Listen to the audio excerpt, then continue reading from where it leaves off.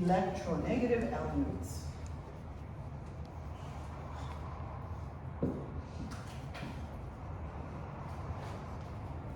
So that R is going to, anytime you have an H next to a nitrogen, oxygen, anything that's electronegative, you know what that means, right? It's on the right side of the periodic table.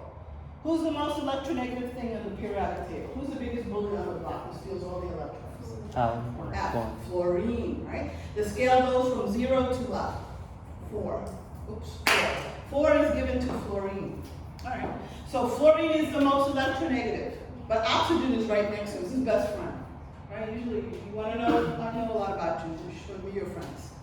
If I don't like that one, I probably don't like that one because they're best friends. So I know that they think the same. Right? So all the periodic table, everybody who's next to each other. Where is fluorine? It's on the right top. So fluorine is like over here somewhere. So anybody around fluorine is just like fluorine, big bully or electronegative. So this is what happens when Grignard sees water.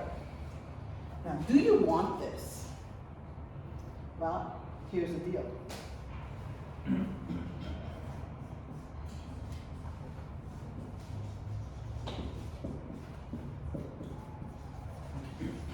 In chemistry, this is the big carrot, right? The Nobel Prize in chemistry. So you get a lot of money, you get a lot of fame, you get a lot of stuff, right? Anytime somebody has gotten the Nobel Prize in chemistry, they always find a better way to make a carbon hook up with another carbon. So Grignard got the Nobel Prize for doing that. You said, well, he didn't make carbon hook up with carbon, he just made an R minus. This is the first part.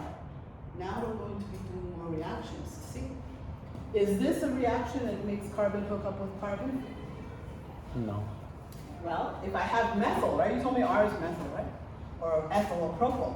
So if I have, let's say, 2 carbons here, ethyl, for R, how many do I end up with? R is still the same, 2. Did I gain a carbon hooking up with another carbon? The same hookups were there, right? Like ethyl was CH3, CH2. When I started here, CH3, CH2, and I hooked up to an H, right? I didn't get anything new here. 2 carbons at the beginning, 2 carbons at the end.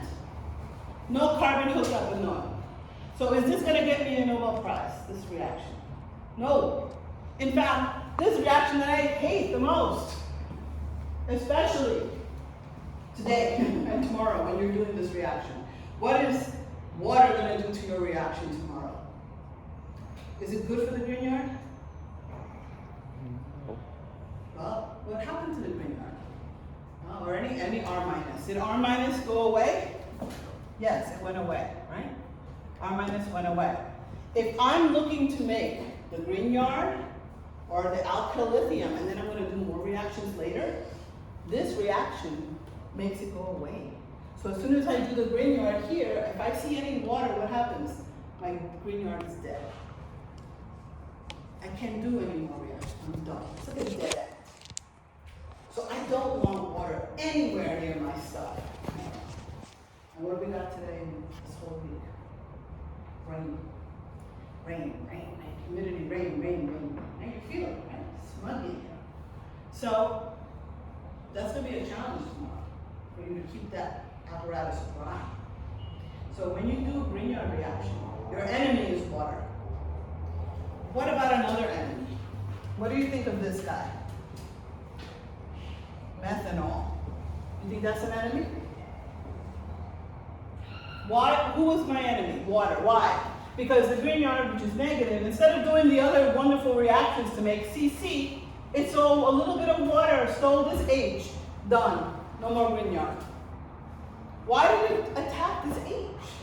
Because it was negative, and negative is always attracted to positive. So look at this guy now. Is this my enemy, methanol? Do we have an H that's positive? Yes, exactly the same. OH, right? OH, right? We know that this is going to be like this. So can I use methanol for the Grignard reactions? No. How about ethanol? Propanol? Anyol? No, you don't want anything next to that is a hydrogen next to oxygen, nitrogen, electronegative things.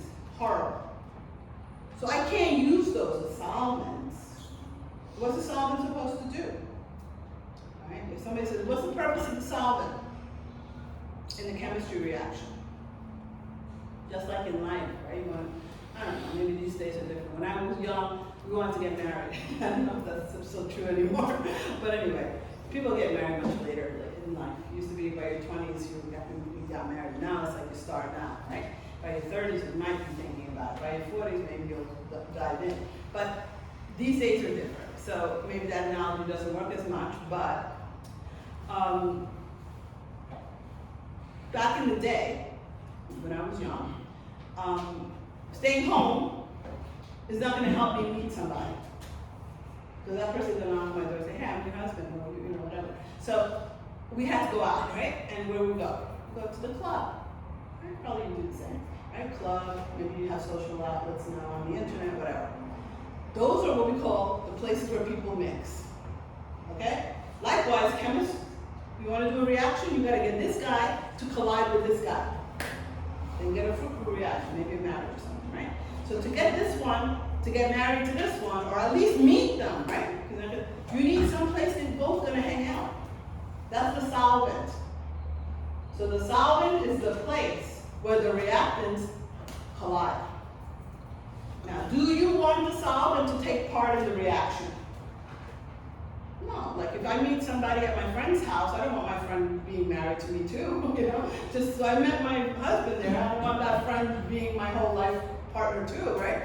So at that point, that was just the solvent. I just met at their house, but maybe I don't even have that friend anymore, right? It's just a place for two chemicals to meet, the solvent. So they should not take part in the reaction. So what I'm asking you, can I use any of these guys, water, ethanol, anything that has a hydrogen next to an electronegative element? Can I use those as solvents? No, because they react. That's like the person who invited me to the party, you know, going after my husband for the future, right? So they're interested in me too. It's like, oh, that's not going to work, right? Two people after one person, that's not good. So we want the solvent to do nothing. Just open up their place for the party. That's it. Okay? The party happens in the vessel. Right? Two things collide, you get products. So we cannot use anything that is what we call a protic solvent. You ever hear those words?